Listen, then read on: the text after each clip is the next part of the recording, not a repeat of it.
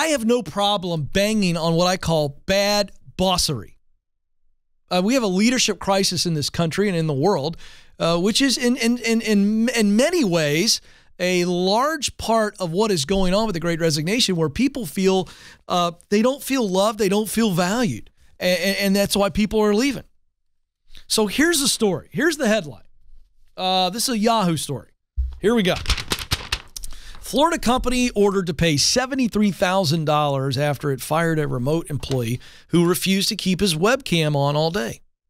So I read the headline, and I already have a range of emotions.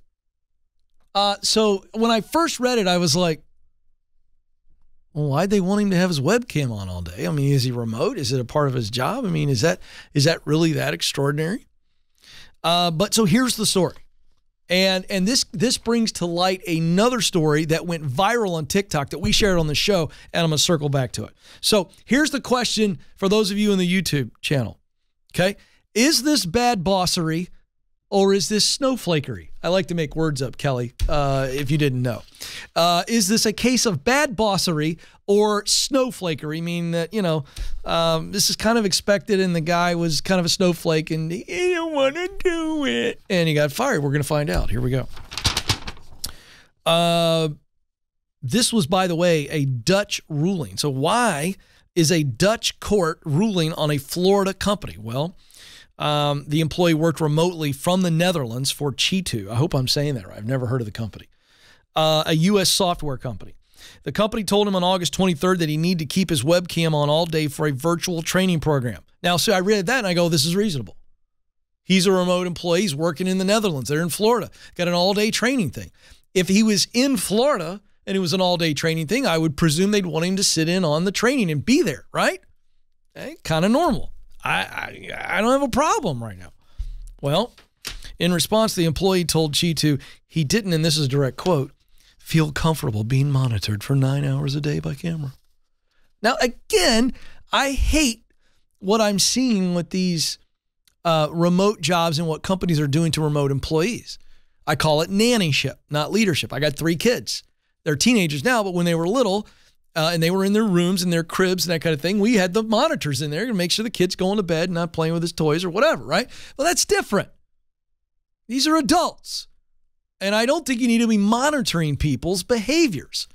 I don't like it at all. If you can't lead well enough to where you can trust the person that you have the responsibility to lead and you don't have clear measurements by which they are delivering results, that's on you.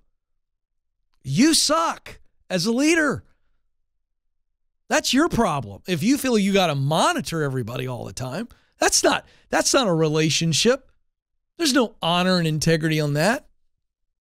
But this is the difference in this situation. He's supposed to be in an online training thing, so they wanted his webcam on. I don't have a problem with that.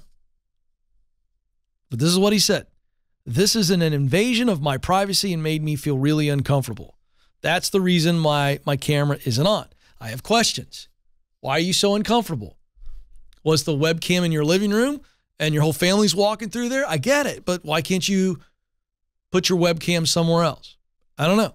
Like I have to do Zoom calls from time to time in interviews. And if I'm at home doing it, I don't have it in the kitchen, Kelly, where everybody's doing life.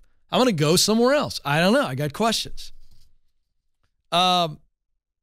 The employee went on to say the company could already monitor his activities on his laptop and that he was also sharing his screen. Now, another employee, because there was, you know, obviously this is a legal case. Another employee testified that the requirement for employees to keep their webcam on was no different from how an employee would be seen by everyone all day in a physical office. So I find that testimony to be relevant because this is another employee going, hey, it's really not that big a deal. It's kind of normal. Well, so the European Court of Human Rights, which that's where everything starts to break down. Okay. You got a European court it's European.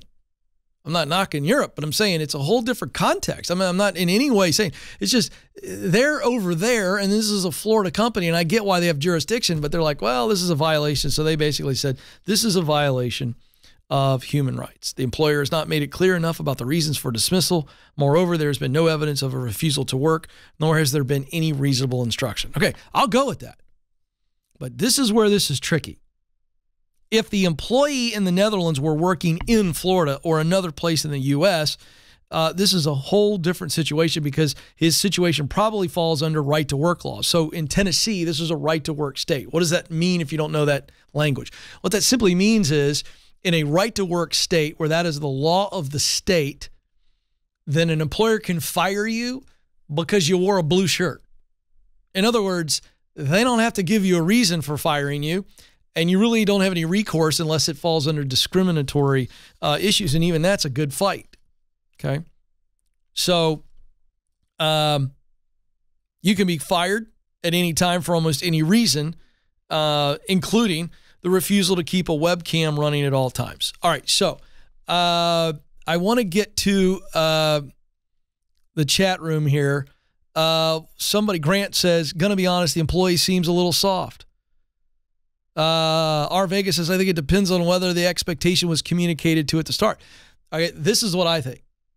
I'm with you, R. Vega. So I walked into this whole thing and I was like, okay, number one, I'm being asked to be a part of a training situation and it's 8 hours and I'm expected to be there. All right. So was the expectation that you had to have your webcam on or share your screen and we see you so that we know that you're participating? Was that made very, very clear? What are the other rules of engagement that were defined? And if they weren't defined, then you got a case. But I don't think this is worthy of going to court. And I would disagree with the judge on this one. Kelly, what say you? Let's assume that you have your white powdered wig on right now and your black robe. Do you see it the way I see it? Yeah, I think I agree because if it was all the time, I think that'd be different. Yeah. But it was for those training purposes, which again, I would be expected to be there and paying attention if I was at work doing it. So if it's just for this purpose, I think they're right. That's it. Now, I want to pivot. I agree with you, and so I'm going to pivot. And by the way, I have people every once in a while on social media or on YouTube go, Ken is against remote work. Let me say it for the 8 billionth time. I'm not anti-remote work. I'm not. It's impossible for me to be anti-remote work when my entire focus is helping you do what you believe you were created to do, and you do it however you want to do it. I don't care if you work remote, but I have been somebody who, again, I warn you about trends. And I mentioned on this show an article just the other day where experts are looking at this and they're going, as the remote work continues, and now we're really moving into a hybrid work model, that's going to be the predominant model of work, some remote, some in the office. Listen, white collar workers who work remote, they could be in danger. You make $120,000 a year as a white collar worker. If they farm that job overseas to somebody who'll do it for 60, you're gone. Make no mistake about it. And this kind of stuff, if you want to work remote, you're going to have to get over all the, well, I thought it was an invasion of my privacy. It's what you want. Be clear. Get over it. If that's how you want to work, that's how you're going to have to work.